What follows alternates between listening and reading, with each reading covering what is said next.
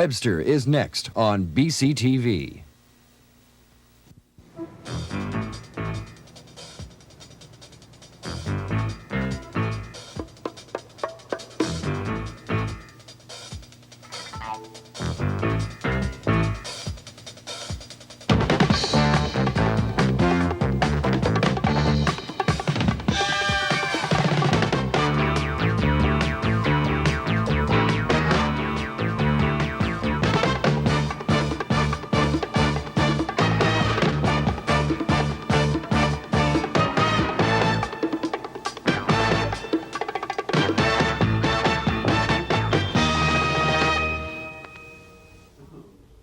Good morning. The NDP is now officially in the big double bed with the Liberal monolith. Matter of fact, I suspected that when I was talking to Ed Broadbent the other day. He was so cocky and confident about some move to help the provinces on resources that I asked him this little question. When do you expect to get your next telephone call from Mr. Trudeau or whoever I would think passes on the word? 2 minutes after this program's over. It wasn't 2 minutes after the program was over, it was 2 days. And the word came from Pierre in a friendly exchange of correspondence that the Liberals would make a couple of concessions with respect to the ownership of resources, one of the things that Bennett and Lougheed are always shouting about. This particular concession applies, of course, principally and directly to Blakeney, who's been dragging his feet on this in the province of Saskatchewan. And it comes about because Mr. Blakeney nationalised the potash resources in that province and was knocked down by the Supreme Court of Canada. The deal between Trudeau, Broadbent and Blakeney is that Blakeney will be able, despite the Supreme Court edict, to levy indirect taxes on the potash producers, something new and apparently now to be clearly established. And while Bennett says it's not much of a help at all, there are people around who think that this concession will defuse some of Bennett's arguments, in that perhaps even the BC Petroleum Corporation, which might be called an indirect taxation body, could have been affected by it, or the levies on the coal from our dear friend Mr. Kaiser and his buddies in Brick. Got to pay attention to these things, but not this morning in any great detail, because today we're going to first have a short, sharp examination of two outspoken, perhaps too outspoken, provincial corrections officers who have been given, there they are, Joe Lehnert and Bob Kerr and Joe Lehnert, who have been given the chop-chop because of their big mouths. You can make up your own mind whether or not they should have been given the chop-chop. Also today, in the same kind of general area of freedom of speech, I want to have a look at this poster kerfuffle which has been rocketing around and wrapping itself around the City Hall in Vancouver. I refuse to say a 300-metre banner, I will say a 1,000-foot banner was wrapped around, not unfortunately the mayor or the alderman or the officials, but was wrapped around the City Hall by the poster people. On the face of it, I've got some sympathy with these poster people, because one of the time-honoured ways in our free society before we get our Bill of Rights is to put your notices up in public. And we'll be talking to a couple of the poster people. Now, my reporter Steve Wyatt III has been over on Vancouver Island doing some other assignments, and I told him to, for my particular reactionary benefit, to do a shot with the Psilocybin pickers, the mushroom kids. I've seen scores of them myself, seen them stotting about after eating their mushrooms. Stotting's an old Scotch word.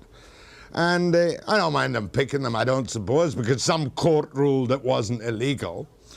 But to sell them to school kids at $20 a small bag, or $3,000 a pound, or maybe it's a kilo, is a little bit beyond all reason, I think. It's like bootlegging booze to teenagers, just as bad. And while we're on the subject of teenagers, I was presented this week with a brown paper envelope giving a delightful piece of bureaucratic double talk on the specific topic, if you are a delinquent boy or girl in Burnaby, how not to be suspended. Really, it should be a big teenager and a tiny principal, not a big principal on a tiny teenager. But first, the mouthy prison officers, after the break.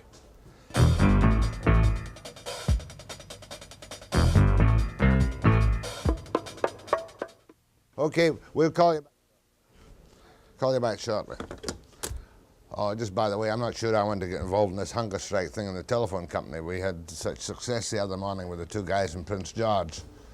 But might get around to it. Guy phoned me just now. Down to business. Your name is Bob Kerr. That's right. Your name is Joe Lehnert. That's right. I have in my hand here, if I can find my glasses, your dismissal notices. Your actions, by the way, what are you to trade, just to get this record clear? I'm a principal officer in the corrections. Have been for 23 years. Is that what we used to call a guard? Supervisor of A guard. supervisor of guard. Which institution? Chilliwack Forestry Camps. And Joe, what do you do? I'm a correctional officer, guard, A guard. in Ocala. At Ocala. Right. I have here in my hand a letter from Richard H. Vogel, the Deputy Attorney General, dated September the 30th, 1980, that you are hereby terminated from your employment, each of you, effective September the 30th, 1980. And you've been terminated, correct me if I'm wrong, because you unwisely and after warnings breached your confidentiality oath, your secret oath. Is that correct? I wouldn't say that was correct. I think we're entitled to speak out when people get murdered in the system. Did you sign a confidentiality oath when you joined the civil service? I never signed any confidentiality oaths. You mean you can't remember I signing can't it? remember it so far back. But I've been on talk shows before, and I always speak out in fact, and I always speak the truth. No half-truths are coming from me. Were you ever on my radio talk show? Certainly, many times, many times. With your name up front? My name up front, yes. You and Tom McDonald? That's correct. What year was that? 1973. We blew the lid off Ocala. How about you, Joe Lehnert? How many talk shows have you done in defiance of your confidentiality oath? Oh, I've done 4 or 5 talk shows, and it's not in defiance of confidentiality oath. The issue here is rather when do you remain silent and when do you speak out? Now, you agree that you signed a confidentiality Yes, oath? certainly, yes. But we never broke that because we mentioned no names. You mentioned specific incidents Incidents that were in available to the specific public. institutions. That's correct. Now, after you made your first recent appearance, were you warned not to do it again? I was never warned. Were you warned? Yes. As a result of being fired, which you now are, That's correct. what will you lose? I lose a pension of 23 years. I lose steady employment, which I've had for 23 years, with an excellent record. I'll even admit to that. An outstanding, excellent record in 23 years. No reprimands, ever. But, you know, you've got to fight the bureaucracy when they're killing people, when they're putting public safety up in jeopardy. The system now is to rehabilitate in the street regardless. As far as Mr. Robinson's concerned, anybody who receives a provincial time, 2 less a day or less, is safe to put on the street. You are, in fact, a political activist because you don't like the present permissive way they're running the provincial institutions. I don't like the way they're running the institutions when it's a danger to the public, it's a danger to the inmate, and it's a danger to the staff. When people are getting killed by the system, it's time somebody spoke out. Only one person has been killed in the history of the provincial institution in many, many years. Is that correct? Well, just about 6 months ago, one was killed. And That's the one that I'm talking about, sure. on which you complained. And there'll be more. There'll be more, Jack. Now, do I gather, gentlemen, from you, Joe, that your union has dumped you and obviously regards you as people who are properly fired in breach of your oath of office and Section 8 of the Correctional Centre Rules and Regulations? Incorrect. Incorrect. News to me. No, we are still dealing with the union. We're going to have, we have 30 days to apply for a grievance procedure. Only it is a double-edged sword, so to speak. If you file your grievance now, then you must remain silent. And the grievance enters the bureaucratic Let me get that bin. quite straight with you, Bob. If you had already filed your grievance procedure with the BC GEU, Yep. you couldn't have your last gasp of protest on this program. That's correct, because we could have come on the program, but I would have, the appeal would have been thrown out by the arbitrator.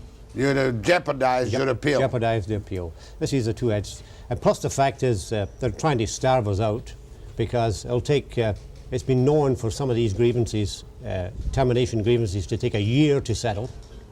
So you were terminated with no further pay after September the 30th, 1980. Not even a hearing. Mr. Vogel never even had the decency to speak to us or tell us why. He just, in fact, I was terminated on the 30th and suspended on the 1st of October.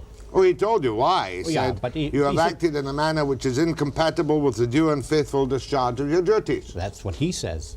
I said, I differ. And I think you should have had the decency after 23 years in the service to at least have an interview with a person before you file them. Yeah, but you know, from a basic point, I mean, prisons are quasi-military organisations and the staffing, are they not? Correct, yeah.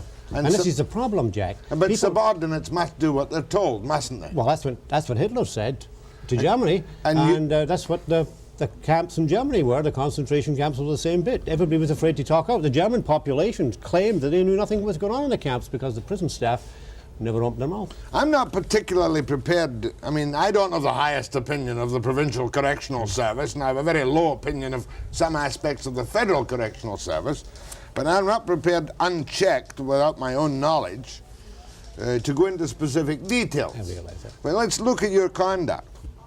You first started going to public meetings, did you not? On a special invitation. And what was your complaint at that public meeting? About which institution? What was your broad complaint? That was the postmaster's murder in Agassiz. And the people that organized that public meeting wanted to have some correction officers out there. They asked us if we would be willing to come. They asked you as individuals? That's right. And were people from your institution...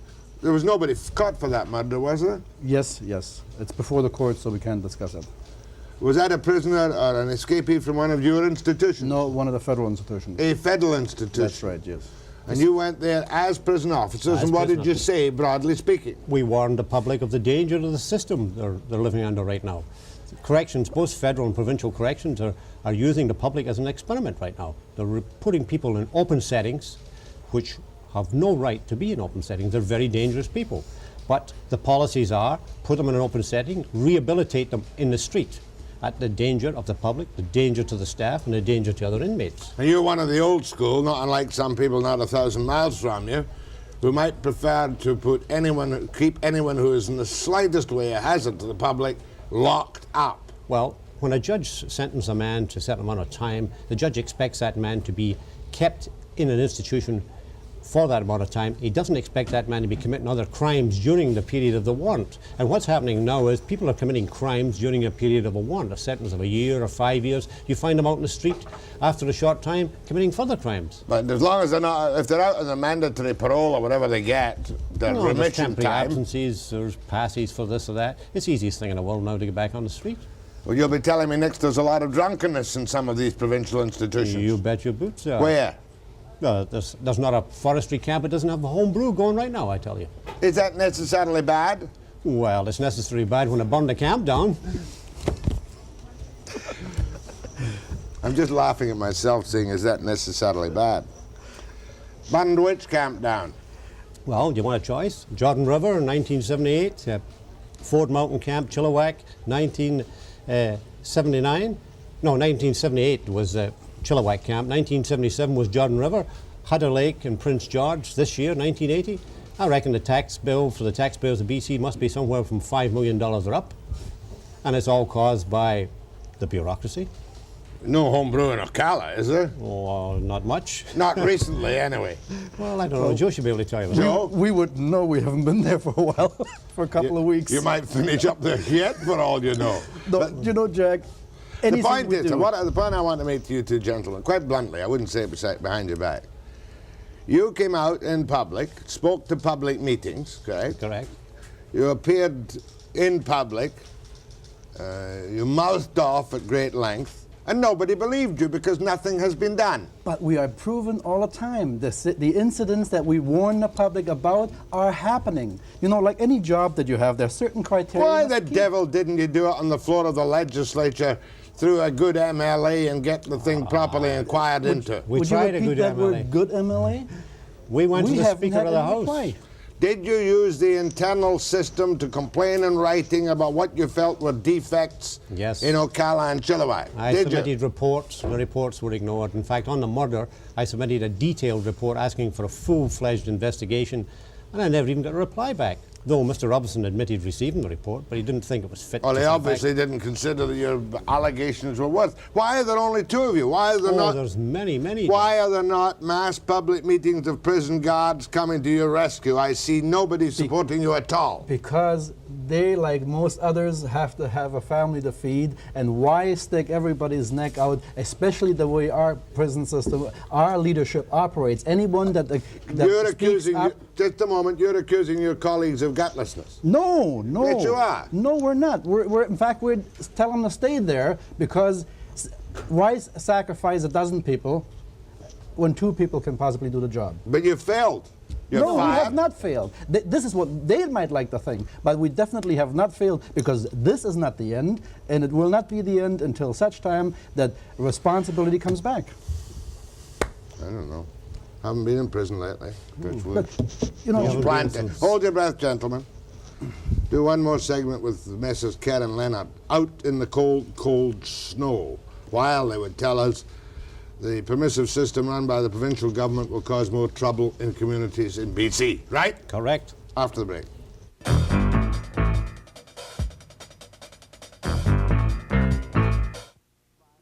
These are 2 prison officers now fired from the provincial service who make a number of complaints about the administration of the service. They've done it privately, they've done it publicly, they've done it officially, and they've done it anonymously. Correct? Correct.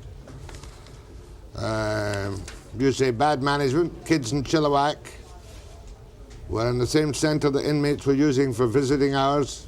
Inmates and kids from the ballet class were using the same bathrooms. There were sex offenders in the group of inmates. That's correct.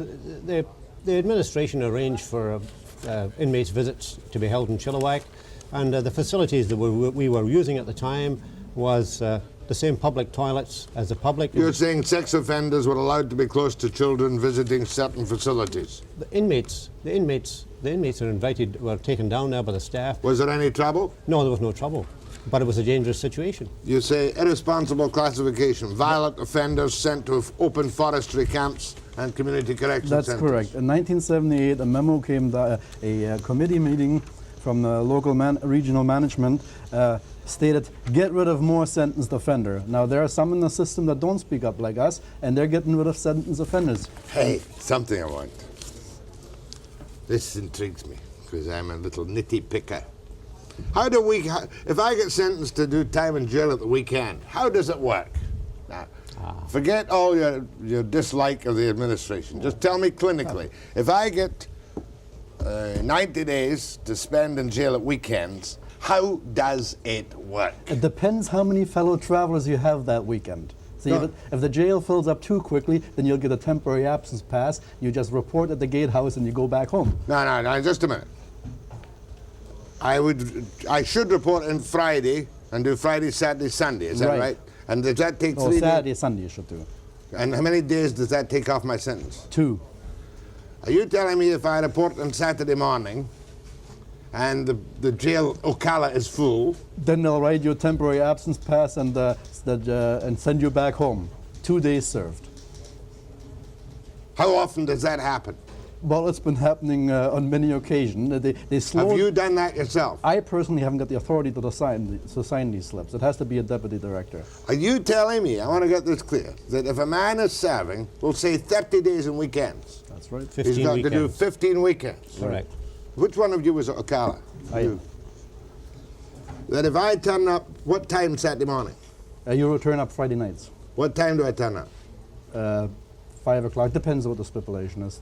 5, 6, Between sometimes 5 8. and 9. And if Between I 5 say and 9, come at yeah. 9 o'clock and the prison is full, I just get a temporary absence slip and go home again? That's right. Does this happen once a month? This happens on many occasions. Depends on the suitability, the fullness of the jail. If you served 4 weekends out of 30, out of 15, then you're free. According to Mr. Robinson, they used to be done on the first weekend, but now Mr. Robinson says they don't do it until you serve 4 weekends. And then what happens? And then you just tell them that you got a problem at home, or any other story that you can come up that sounds logical enough and interesting enough, and they'll give you a TA Nasty to question. rehabilitate you or help you reintegrate or What would family happen? ties. What would happen if I turned up on Friday night, having been drinking? Well, it depends how, if you crawl up to the gatehouse or if you walk up. If you walk up, you just go in and sleep it off. It's usually the way it is. That's how you. Do you raise your right hand and tell me the truth that that's how the weekend pass system works? There is no work for them. There's no work for them. No They work just for sit there. It's a poker game from Friday night to Sunday. That's right. With money? Yeah, Well- it's for money, sure. I was in Ocala, you know, before '75 when I went out to the camps, and I remember these temporary absence coming in. And they used to come, one guy was embarrassed, he could only come in with a few bucks in his pocket because the rest were coming in with $50, $60 from sitting playing poker for the weekend. And we asked them why, the administration, why they weren't working. They said, it's too much of your problem. You need guards to supervise work. Right, so what they did, they just... Well, you know, I'm glad you came this morning. I don't have that much sympathy for you. I think you managed your campaign very badly. I agree. You went the wrong way on it. But that's a nice little gem of information. I can turn up on Friday night to do my weekend in jail, and if the jail is full, they just send me home again.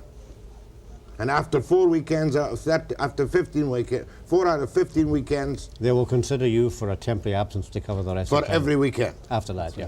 What a mockery that must make of the courts. Well, the Oh, it judges does, are very it upset does. about it. We have 4,800 cases backlogged in the provincial courts. And you know why now?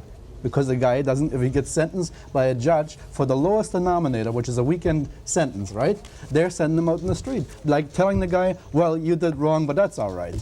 And the guy's going to be back in court next week. It takes 6 months today to get your day in court, guilty or not guilty. The system is... And we have Okay. tried letters and everything else. Thanks for the little gem. Now back to your particular problem. You made a serious allegation which I believe may not be correct. Just a minute. Apart from your appearances on open line shows, apart from your appearance at public meetings, you are entitled as civil servants to run for public office. Oh, yes, no. You're entitled to say your piece on generalities.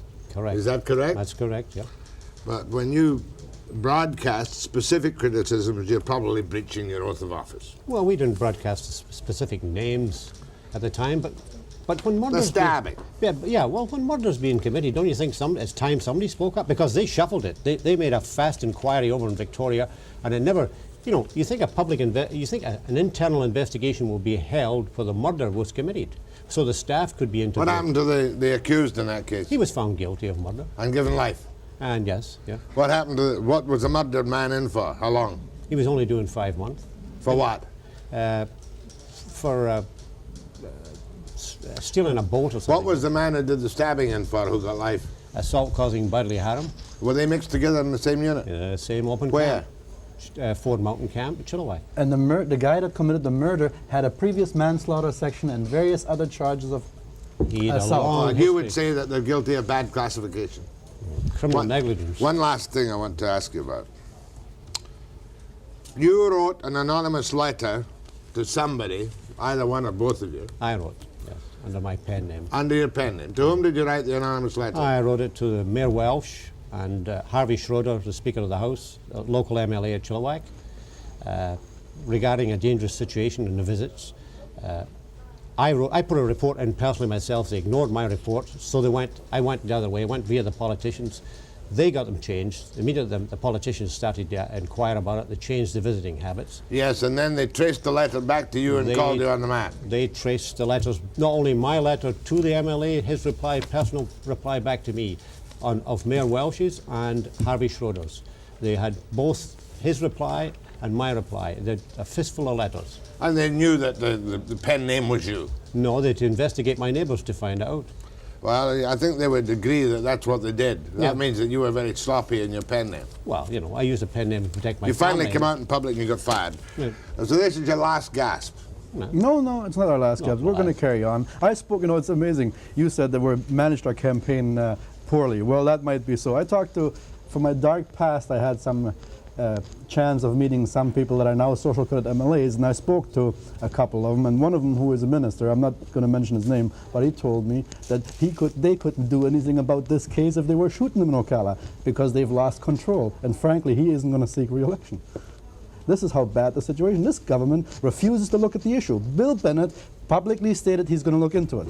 That's more than 2.5 weeks ago. We have not heard from him. Is he going to ask my boss? Because the issue at hand here is it's my boss' jobs or our job.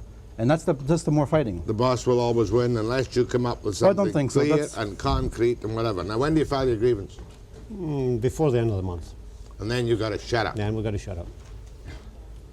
And then presumably you'll try the political route. No, we can't even go that way. They have to find out it's going some other way. I don't think you'll lose your total pension. Well, the way termination reads, that's you blow everything, yeah. No, your pension's funded surely after 10 years.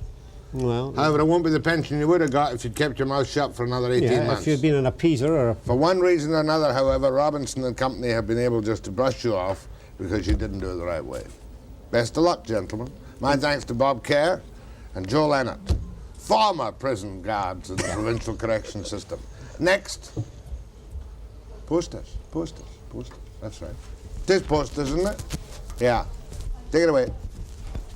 Okay.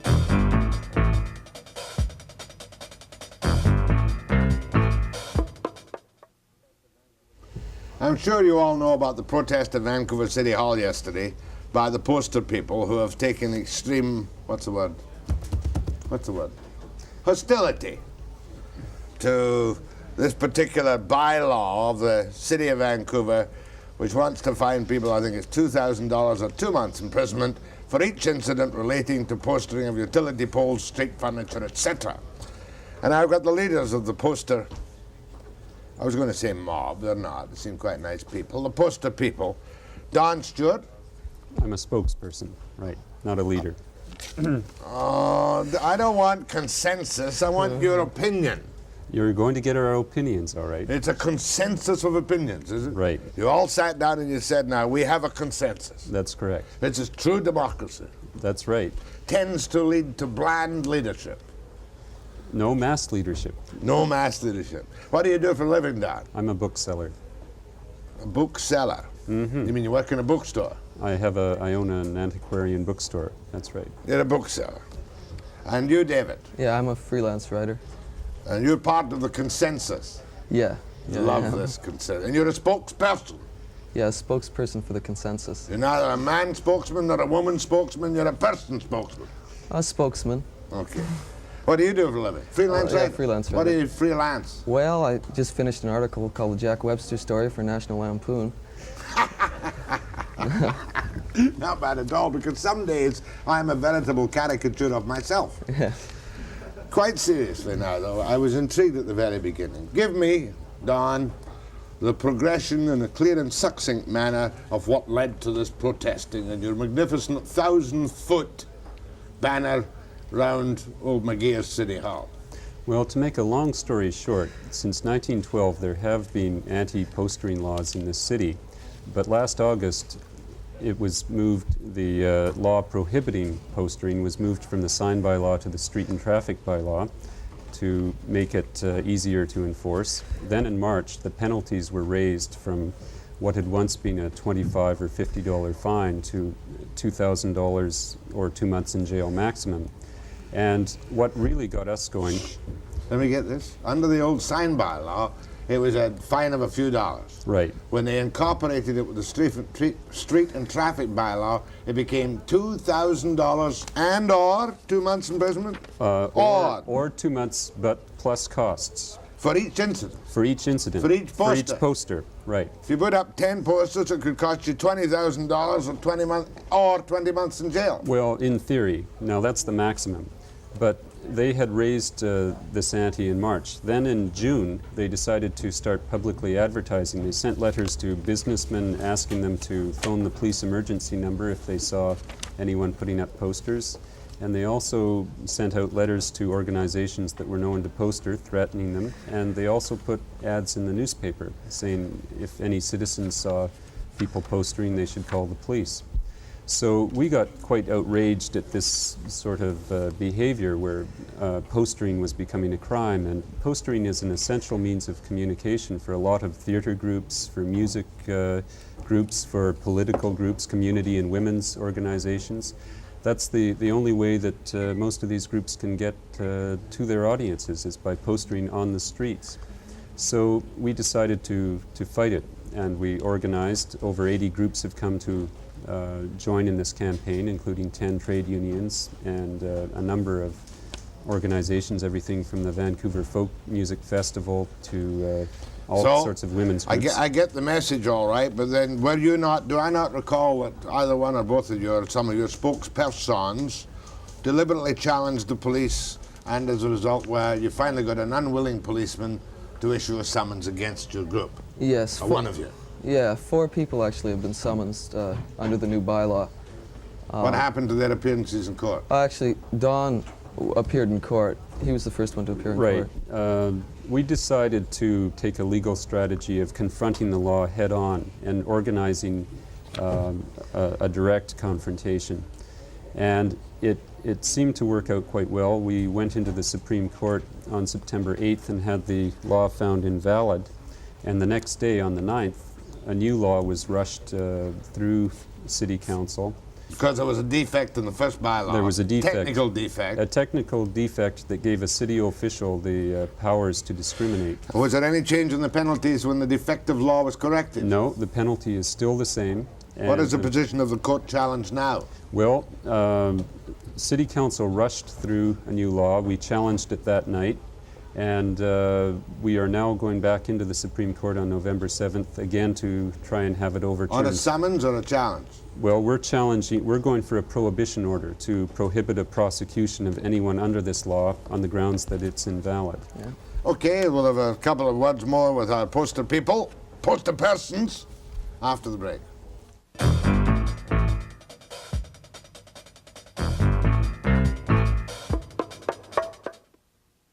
Now for the other side of the coin about postering. Denman Merchants Association. They will do all they can to help catch those responsible for the plastering and defacing of public and private property by these poster people. Broadway West, Kitsilano Chamber of Commerce, objects strongly, after all their improvements, to the layered, tattered strips of commercial posters and notices which the merchants end up either removing or sweeping off the sidewalk or living with it. The City Council itself objects strongly to the money which has to be used to clean off poles, BC Hydro poles, BC Tel poles, etc., etc., etc. And the city says it spends, people spend $150,000 for painting poles and other street furnishings to make them look good, and then along come the persons. This, says the city, is an ineffective advertising medium reaching only a small number of people interested in the events. You must admit that if posters are overdone, they do become, in a very clean city like Vancouver, a bleeding eyesore. Well, I'd like to respond to a couple of the points that you brought up from that City Council said. Okay, first of all, I believe it's $15,900 they claimed it cost to clean up the poles. To clean them up, yes. Now, an interesting point is that it cost them over $100,000 just to hire extra security to clean up after the Sea Festival this year. You know, $15,000 is really a spit in the bucket when you consider that literally hundreds of community, artistic, political groups are being able to advertise inexpensively by using posters. I think it's a small price to pay, really. So, you know, I really don't think their argument on that holds a whole lot of water. You know, and in terms of City Council itself, you know, like they've basically refused to listen to anything that we brought before them. You know, we went there, they totally rejected any alternatives. Darlene Marzari proposed to set up a committee to investigate ways of establishing postering in the city, and it was immediately rejected. Well, I mean, I can think myself that if some particularly stupid or obnoxious or four-lettered group or foul-mouthed group, of which the odd one appears, takes a good-looking public building and defaces it constantly with all kinds of garbage, there should be a reasonable way to cause them to cease and desist, shouldn't there? Well, there are reasonable approaches to, you know, implementing some sort of system in which people can put up posters. I mean, one of the big arguments is that the posters get torn and tattered and they're on the poles for months and it's an eyesore. If they were to clean the poles at regular intervals, say every 2 or every 3 months, and people knew when the poles were going to be cleaned, then people could work around that. They could put up their posters before that, schedule events around that, and I think you could deal with Do you any think sort people of would, problem. Don? I think that most groups are responsible around that. That we actually tried to work out a compromise situation with several of the older people. Don't say older yes, people. older people once again. That's such Well, Darlene clumsy, Marzari was stupid there. use of the English language. Anyway, getting back to the point where wraparound bans could be put on 4 poles per block through all commercial zoned areas in Vancouver, and those could be easily cleaned off. So Good that, idea. So that a lot of the clutter wouldn't happen. Now, they went for that. 3 of the older persons, or Oh, forget it.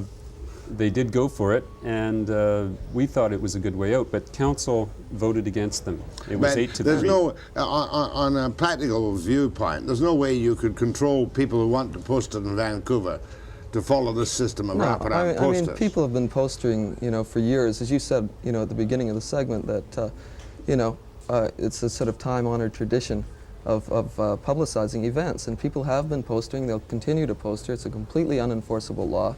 So we're just suggesting that something be worked out that's practical, so people can poster, and at the same time, the city doesn't become a mess. And in terms of the other point that was raised, that it's an ineffective means of communication, if City Council thinks it's such an ineffective means of communication, how come they sort of stipulate within the poster bylaw that posters concerning elections and that sort of thing should be permitted to go up? What do they want to put them up for? But I understand that political candidates, if they don't remove them within 30 days of the event, are billed directly for the cost of removing these posters. Well, I was talking about election notices and that sort of thing. Yeah, I believe that. On civic election, the candidates, and provincial elections, the candidates, are they not bound to remove their notices? I'm not sure of that. I believe that might be true, but I think the point that's being made here, which is a very valid one, is that they accept that polls are in fact a way of reaching people, that a lot of people do look at what's on those polls. Personally, I think that what is lacking here is absolute basic common sense.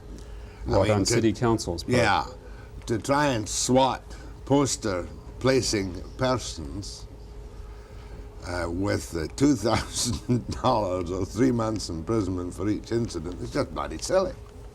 All in If the they name kept- of efficiency, of $15,000 a year when you have a city budget of $190 million. It's ridiculous. The costs of prosecutions alone, because we're prepared, we've got a legal committee, the Law Union of BC is involved in this, and we're prepared to stonewall every last prosecution, take it all the way if we You're have prepared to use the system and drag it to a halt over the poster. That's problem. exactly what we're exactly. doing. Yeah. We're approaching the issue on various levels. Like, we're taking it through the courts right now. As well, we're trying to, maintain a public presence with actions such as the one that we carried out yesterday. Yeah, it's great. What would you do with that television, really? Every little gimmicky event becomes a news story, whether or not it is in fact what. This is true. Well, we believe that news stories aside, that what's going on here is a basic freedom of expression issue, and that the Babbitts on City Council in Vancouver. Babbitts, that's a male nomenclature. You made a mistake. No, you mean the we're Babbitt going back. people. We're going back. The okay, Babbitt persons. The Babbitt Babbitt was a persons. man. That's right. right. A sexist remark. No, we're making reference to Sinclair Lewis here. That's a man. That's a sexist exactly remark. right. Babbitts. I'm a man too. No, you're a person. Okay, a man person. Okay, but quite seriously, I'm on your side, if that matters at all, because a $2,000 fine and 2 months in jail for each incident for putting up a poster is a piece of nonsense. Oh, another part that you might not have noticed on this bylaw is that it is so vaguely worded that, in theory, if you put a parcel on a bus bench, you could be charged. And also it says that any group or any person on whose behalf a poster is put up can be charged. So, in fact, Alderman Harcourt, who was the person to second the bylaw motion, could have been charged under this because people You put up mean posters. Harcourt, the great socialist? Yes, the great socialist Great put it up. freedom man? Yeah, he Is involved in this thing? Oh, he is. In fact, when the bylaw was voted through for the second time, Harcourt and Rankin both voted for it, and Marzari was the only one to vote against it. After a time on city council, you yourself become a bureaucrat, and that's probably what's I'm happened. afraid so, Hattie. politicians. Yeah. Don Stewart, thanks for coming out this morning, and to you too. David Spanner? Yeah. David Spanner. Next appearances in court November 7th at the BC Supreme Court. on an application for prohibition to stop this bylaw. Exactly. Now, where do I go from here? Somebody please tell me. Oh, yes, Steve Wyatt III. He's on his mushroom kick after the break.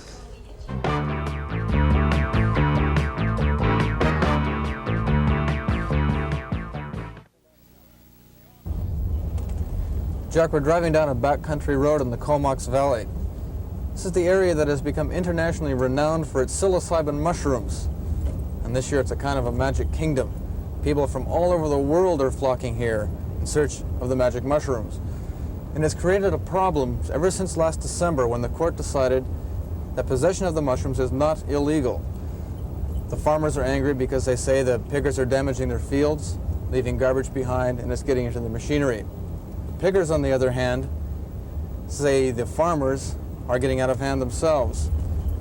There is at least one case where a farmer went at a picker with a gun that may go to court. Both sides are frightened because it's getting out of hand. The police are virtually powerless. All that they can do is proceed on charges of trespassing. And most farmers are unwilling to proceed on those charges because they think that the penalty is absolutely no deterrent. This is the attraction. That bagful is worth about $400 on eastern markets. Dried, the mushrooms bring as much as $5,000 a pound. These pickers are from Alberta. They've been roaming the fields for several weeks. Their intention is to keep their crop for their own use. But there is a potential in this valley for an industry worth several $1 million. And farmers can make as much as $10,000 in exchange for the picking rights. It is open season right now. All that is required is patience for those in search of a mild hallucinogenic high. Hi. You having any luck here? Not here, no. It's really bad. Really bad. We're talking to some of the farmers, and they claim that you guys are ruining their land, trespassing, ruining the machinery. One guy even told us a couple of his cows were killed. Oh, not by pickers. No way, not by pickers. You know, there might be. I can't see the pickers ruining anything, really. Like, you know, they're just out there picking. I haven't seen anything getting damaged, and I've been out here for a couple of weeks, eh? We've heard that some of these farmers are being paid as much as $10,000. Have you heard anything like that? Yeah. Oh, yeah. Heard many. They didn't accept it, but... Have you ever been in a position where you've had to pay a farmer to pick in his field? No. Not yet. Where are you guys from? Alberta. Come here every year for this? No, this is actually my first year I've ever tried it. We were just out here vacationing and heard about the mushroom picking, so we thought we'd give it a shot. How are the farmers dealing with you? Are some of them aggressive? Hostile. Yeah. Tell me a story about that. Well, there's this one farmer. He's got people that are working for him. He lets them work the land, and they can pick all the mushrooms they want as long as they keep everybody else out. Eh? And some of the tales I've heard are just unbelievable. Violence? Yeah. Oh yeah, lots of violence. Yeah. Lots of violence. They come out. Cars getting towed away, violence. Yeah. They come out with bats, shotguns. I guess this one farmer came out with a shotgun and held it to this one guy and made him eat all the mushrooms that he had in his bag, and then took his boots off and threw them into the bush and says, "Now go find them." And by the time the guy gets up to go find him, he's just so blasted he doesn't know what's doing. Eh? And what else has he done? He's tied people up. Things like this. Eh? It's out and out war against mushroom pickers. The fields of dairy farmer Dieter Doberstein are a popular hunting ground ever since his farm was advertised in an American underground newspaper. He is leading the legal battle against the pickers. Dieter, it seems pretty quiet around here today. Where's everybody gone? Well, just before we drove onto the field here, the hired man was back with the tractor, and he saw two people in the field, and of course they ran into the bush. So you think there's a few in there probably? Oh yeah, they're sitting there waiting now till we leave, and then they'll be back out again. You know, this sounds like it could be a pretty profitable business for you if you wanted to get into it. Is that right? Well, I feel I'm a good enough farmer to make my living from the farm that I don't have to get into the dope peddling. Has someone offered you, though?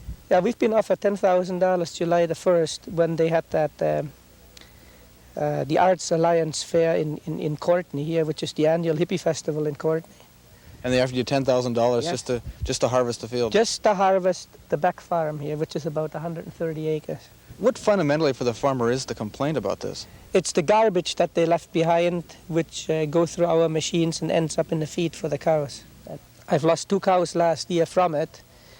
You mean all the garbage gets into the machines and into the feed, and then the It cows gets cut up. swallow it? All the grass is harvested for silage back here, and it gets cut up into 1/2-inch lengths, and all the tin and all the glass, everything goes right through it, and there's no way you can notice it while it's going through, you know. You lost 2 cows last year. How much money does that represent? Well, a good milk cow is worth about $3,000 a piece. Right now, the way the law stands, I have to catch them, I have to tell them they're trespassing, and if they don't leave, or if they do come back, I can arrest them for trespassing. Now, if they refuse to leave, it's also an assault.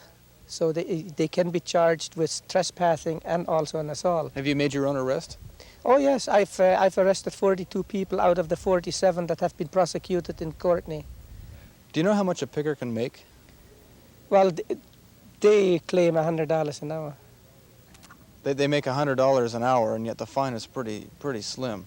Well, they've been fined $100 for trespassing and $500 for mischief. And last year they only were fined $5 for trespassing. So they can pay that fine off pretty quickly. Oh, it's peanuts. Jack, for the Courtney RCMP, the situation is equally bad. They are stuck in a position where there's really not much they can do unless the farmer himself goes ahead and presses charges. Dave Rossender is quite familiar with the case here in Courtney and the Comox Valley. Dave, what's happening to this peaceful valley? Well, we're having a great influx of transient people who want to come in and pick mushrooms. We've heard stories. One fellow was telling us he was hit with a gun in the stomach, shot, his feet were shot at. Farmers saying they're being abused as well by the pickers. What's happening? Is there a potential for more violence there? Well, the situation is there. The potential's there. We have to listen to both sides, and where there's a complaint on each side, well, we'll investigate it. What can you do? Is there anything the police can do to keep things under control? To the situation that's out in the farm areas now, well, we can go ahead and lay charges of trespassing, providing there has been an identity of a trespass.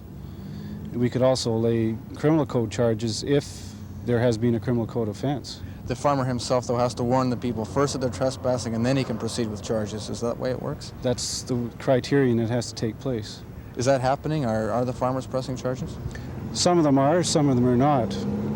Not all of them. Do you think the situation right now is under control, though, or is it getting out of hand? No, it's still in control, but with the farmers, it's hard to say what's going to happen next. There seems to be a real potential here for big money. Is there some concern that big business is going to move in here, and now that it's legal, basically, to start some big business going? I don't know about big business. It's definitely a lucrative time picking mushrooms. It seems like a prime market for underworld crime, I guess is what I'm saying. Oh, it could be, but we don't have any indications of undercover or organized crime filtering into the area. I suppose this is the worst year ever. Is that true?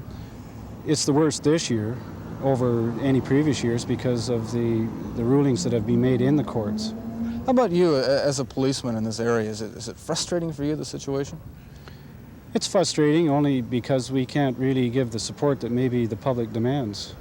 Jack, it will remain open season for psilocybin mushrooms in this valley until the first snowfall. As Sergeant Rosender said, the police are virtually powerless to regulate it. As for the farmers in the area, they're preparing for next season. They've put together a petition calling on our Attorney General, Alan Williams, to make possession of the mushrooms illegal again. The trouble with that is their petition is misdirected. It is the federal government that must make that decision.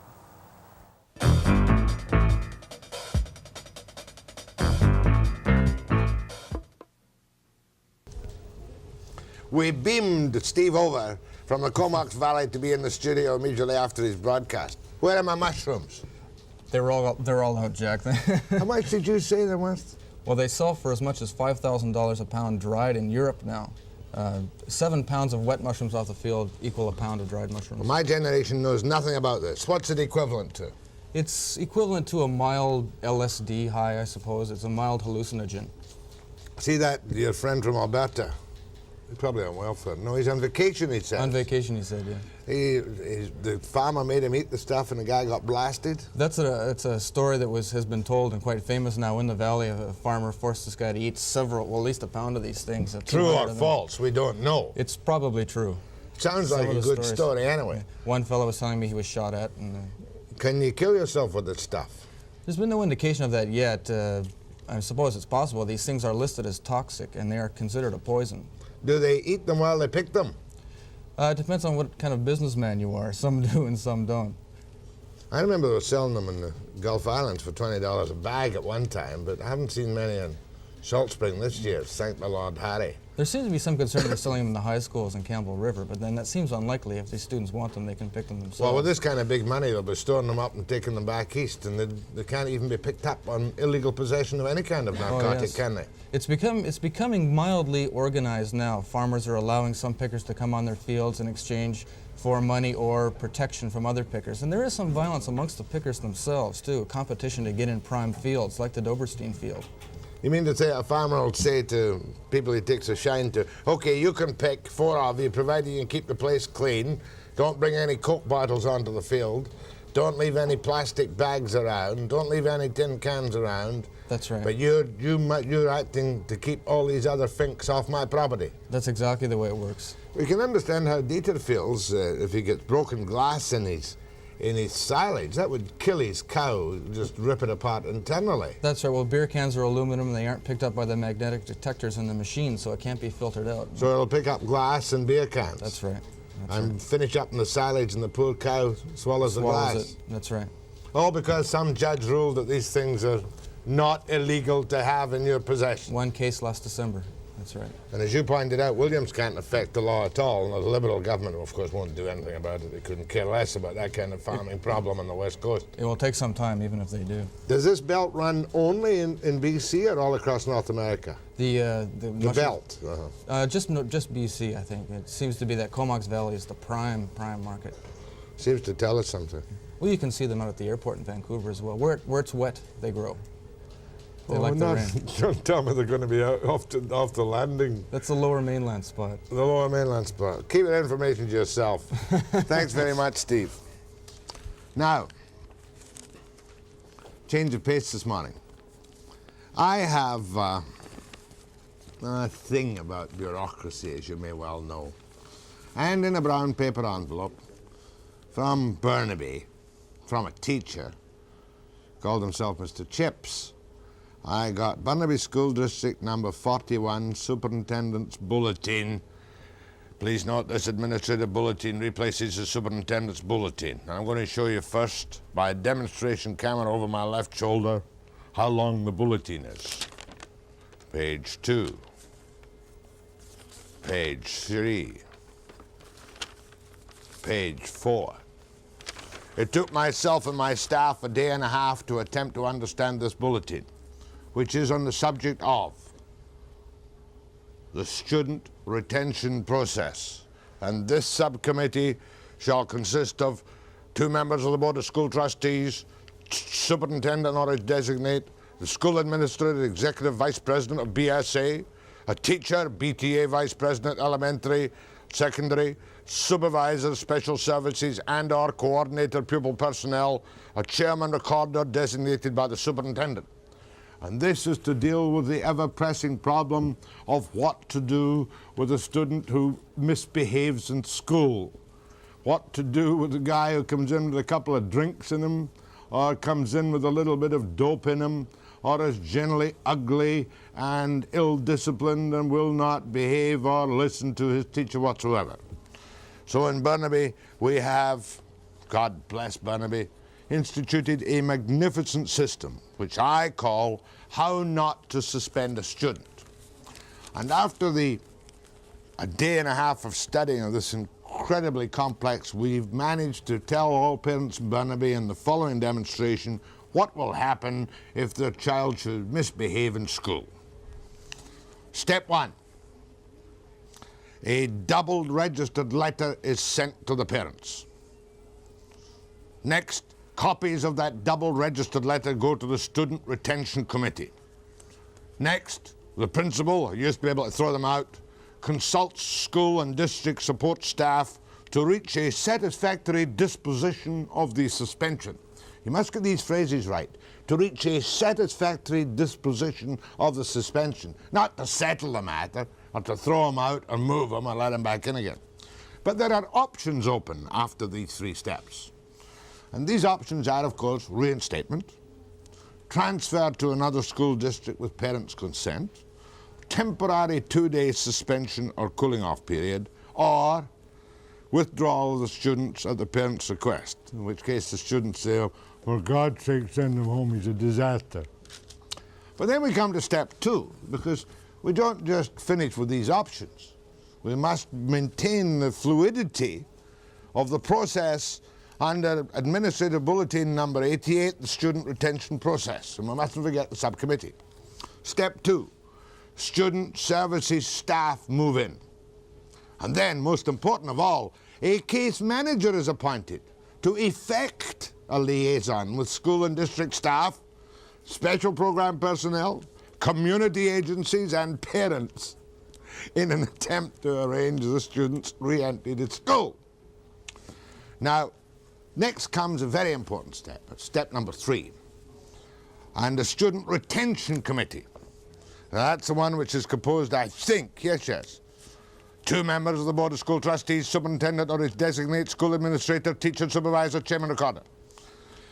That committee moves in, and then, of course, we have step number 4, appeals. And after all this, honest to goodness, I better check it, maybe we made a mistake. After all this,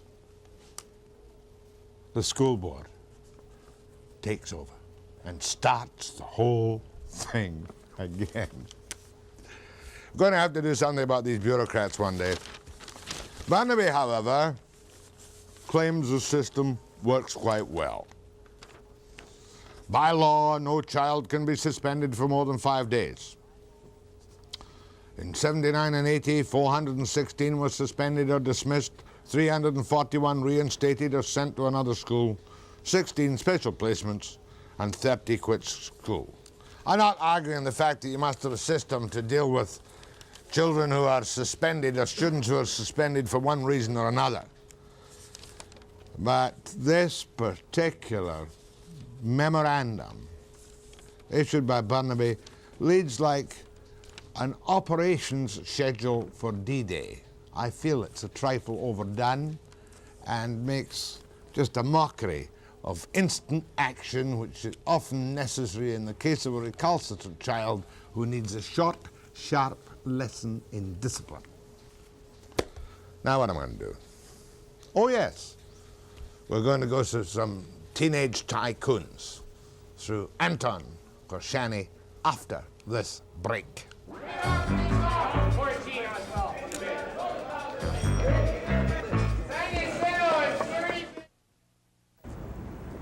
Jack, this is Howe Street. This is where you'll find maybe the financial high rollers in the city of Vancouver. Down there's the Vancouver Stock Exchange. The brokers have their offices further down here around Howe and Pender. This is where the decisions are made when it comes to making investments, making money on the stock market. Remember a couple of years ago when Premier Bill Bennett introduced the brick share scheme. He told British Columbians that he wanted to give us 5 free shares of the companies that the province owned so we could all learn about the market. Well, down on the trading floor at the Vancouver Stock Exchange, you'll hear terms like bear market when things aren't good, bull market when things are great. You can make a fortune or you can lose your shirt. The Vancouver Stock Exchange has some ideas on how to make people understand what works in this place too. They run a game called Market Strategies for high school students in the province of British Columbia. It's where they give students a fictitious amount of money, tell them to make as much as they can. Last year, the students that invested this fictitious money won $500. They've now put it into the market, and they're making money with that. Which brings us here, Jack, to Eric Hamber Secondary School in Vancouver. Now, the people here, the students here and the teacher, they may not look like tycoons, but they are. They're imaginary tycoons. Tell me about this game that you play on the stock market. Well, it all started by the Vancouver Stock Exchange sponsored a competition for several schools in Vancouver for the last 3 years in a row. And what happened is we had imaginary money with a... Imaginary money, so you never hold any? No, it was $50,000 in, say, portfolio money. It was like on paper.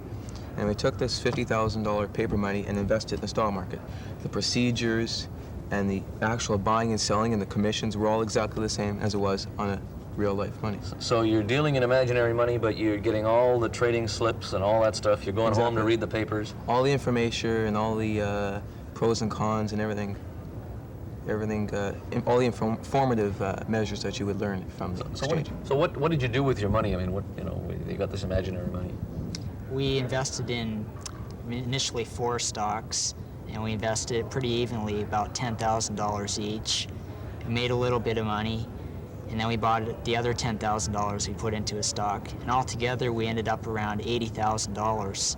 And at that point, we decided we'd better go for broke and put it all into one stock, which we did. So you gambled? We gambled. Did you buy Kaiser? No. Did you buy Brick? No. They're regularly high-risk penny stocks that we bought. So you really played the Vancouver market for all it's worth? Yeah. What stocks? What did you buy? Well, Tintina Silver, New Coast, West Trend. Where'd they go? Where'd they go from? Up. Up? Yeah. Quite a bit? Yeah. So where did you buy them at? What, nickel, a dime? Well, $1.25 to $2.50. You see, the reason why we bought penny stocks and gambled is because we thought with 82 teams in the competition, the only way you can win a competition is if you put all your money in one stock and it goes up. But when you have several stocks, your chances of making a higher percentage profit are not as great. So how do you make your decisions? Who makes your decisions for you? Well, we have a sponsor, or not a sponsor, but a stockbroker that we phone about once a week during the competition. And he advises, actually, us to buy a certain stock. And because we don't have as much experience as, obviously, a stockbroker whose job is to... So you trust your broker? Right.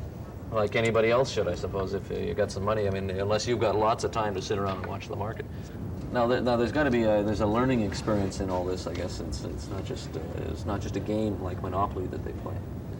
Well, I think first off, it really creates a heck of a lot of interest in the students. We're all basically greedy people, and there's certainly this contest sponsors a lot of interest by students because they're looking to win in the contest. But I think the benefits go much further than that because they actually learn how to read a stock market sheet. Some of the resource people with investment dealers downtown, some of them have friends or relatives, and some of the teachers know people they can refer them to. There's sponsor teachers here in our school that encourage the students and meet with their team maybe occasionally. And through that kind of thing, I think the students learn a fair amount more than just trying to make money. And they have to phone with their own buy and sell orders through the Vancouver Stock Exchange. If they want to contact anyone, they have to do it on their own. The teams have to get together.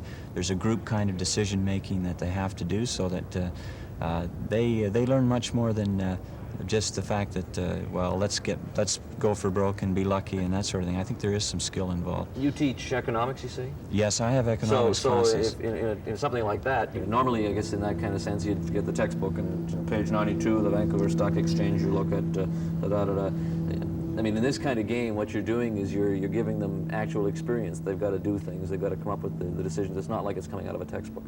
Yes, and I think the Vancouver Stock Exchange have done a pretty good job this year and last year with sponsoring this contest. And 2 years ago, Merrill Lynch sponsored a contest here in Vancouver, and there were only 7 teams in it. Vancouver Stock Exchange had 82 And this teams, year there's even more. And I think there's probably more this year, and we have 6 to 8 teams just in this school. So now you guys won last year, right? And you started to say, and I didn't let you finish, that you got $500. What'd you do with it? Who's got it? Well, we put it into our broker, Bob Hodgkinson, and it's in Jake's name. And we let him really do what he wants with it, what he thinks will do well. We trust him and we don't second guess what he does. You got $500? Well, we took the $500, and right now we've increased our $500 to over $3,000 now. What was his name again?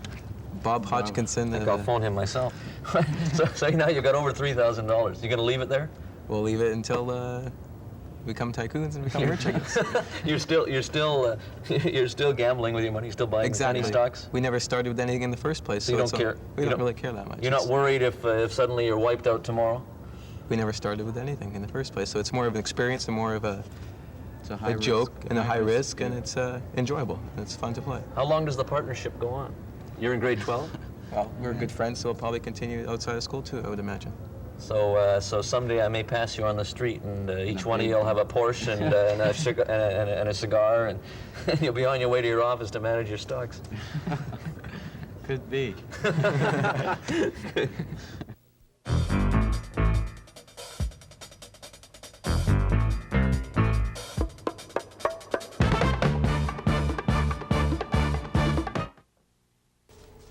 I'm trying to catch up with some of my mail. I never answer it in letter form, but I use it occasionally on the air and give you a little bit of a comment about it. And the first letter this morning is on the question of national unity. And the letter goes like this. I have a message to all Canadians to think about, and I hope that you will read it on one of your broadcasts in the near future. A message from one who knows. You Canadian blockheads. When will you realize the fact that united we stand and shall stand, divided we will fall and perish? Mr. Webster, I learned it the hard way from Vancouver. The second letter is a standard stock letter. I only use 1 in 50 of this particular type which comes to me, and it says, Dear Webster, I'll never watch BC TV again until you get rid of that man Webster. He's an insult to the intelligence the way he interviewed Alan Williams. He was so sickly sweet to Dave Barrett last week, and the difference in attitude with Williams is disgusting. Didn't want his name used, and I don't particularly blame him. I do not alter my attitudes to people. I attempt to be a friendly and sometimes brusque and abrasive provocateur. The interview with Alan Williams on the Royal Commission caper was a perfectly sound interview for which I make no apologies. Now, the third letter this morning is to plug the midnight rebroadcast of the show, and it says, Dear Webster, I am usually unable to watch your show in the morning. When I do watch your new evening show, I am unable to function at my best at work. I, and I'm sure many other people, would like to be able to, every day in the evening, say from 6:30 to 7:30 or 8. The issues that you research and present on your show are much more interesting and meaningful than watching a talk show from Seattle contemplating X's and O's or finding out if Charlie's Girls will survive one more episode. What happens is that I do my live show in the morning at 9 a.m. precisely, and at midnight the broadcast is repeated. We, of course, cannot and do not take telephone calls on the midnight broadcast. I am, however, very encouraged by the response we've had to the midnight rebroadcast. It's dreadful to be sandwiched between Webster morning and night, but of course it's a free choice whether you watch the 9 o'clock show, the midnight show, or the best of on Sundays at 5:30 p.m. Now, I was involved the other day in that little thing at Prince George's BC Telephone. It was quite delightful the way we managed to come to a sane agreement. Now, I have a telephone call this morning. On which line, Gladys? Can't see you. 351. And I don't plan to get involved in this, but I suppose I better talk to him. Bill Brewer, a shop steward with a telecommunications worker union, who is doing some silly hunger strike at Port Burnaby. Why are you doing this, Bill? Oh, it's to sort of elevate the moral level of this whole dispute. I was terrified about what happened in Prince George, and first of all, I'd like to thank you very much for your intercession. The fellows here would like to buy you a bottle of the best. What's your brand? Oh, liquor never touches my lips, said he, all lying. Right, we'll send you a bottle of that then. Right, never touch his lips. Anyway. As long as it's malt, never touch his lips. We're Bill, sitting on a volcano in this whole thing, you know? Are you helping any? Oh, I think so. Why? There's 11,000 people out there, and some of them have got pretty short fuses. You know, it proceeds from despair more than anything. Well, apart from all that, Caper, how much overweight are you? Oh, only about 10 pounds. And you've moved in Yes, to have a hunger strike. that's right. And what good do you think that's going to do? You'll just be an annoyance and a nuisance. Well, do you remember something from history when Attila the Hun was camped outside Rome with his army, and Pope Leo rode out on a donkey and talked to Attila, and Attila turned around and went away? That's moral pressure. Just a minute. You're Pope Leo and you haven't got a donkey. You're going to live on a diet of water. That's right, yeah. And the telephone company is Attila the Hun. That's right. Well, they're the modern barbarians. Well, you know, I suppose you're breaking the law and could simply be removed without any fuss or furor from that. Well, I'd like to know what kind of law I'm breaking anyway. You know, if the company people choose to carry me off the premises, then they can do that, but I'll come right back in the door. Now, just a minute. Are you in the public office? No, I'm down in the coffee shop in the building. So you're having a hunger strike in the coffee shop? Well, they've asked me to stay away from the work areas because I might upset the troops. And are the people using the cafeteria? Oh, yes. And you're the only person who's gone on this voluntary sit-in? Oh, yes. It's a personal statement, you know. How old are you? 50. Married? Yep. And you think you're doing some good? I think so. Okay, Pope Leo alias Bill Brewer. We'll just leave you to it, and let me know how much weight you lose. Yes, I'll keep track. I think that'll do much more good for you than either the Telephone Workers Union or the BC Tel. Yeah, I really have selfish motives, yeah. Thanks, Bill. Much obliged. Okay, thanks for going. Much obliged. What time have we got to go? How much? 15. 15 what? Seconds. Not minutes. Not minutes. It's a break over in 15 seconds. Not yet. 9. 8, 6, 5, 4, 3, 2, 1. After the break.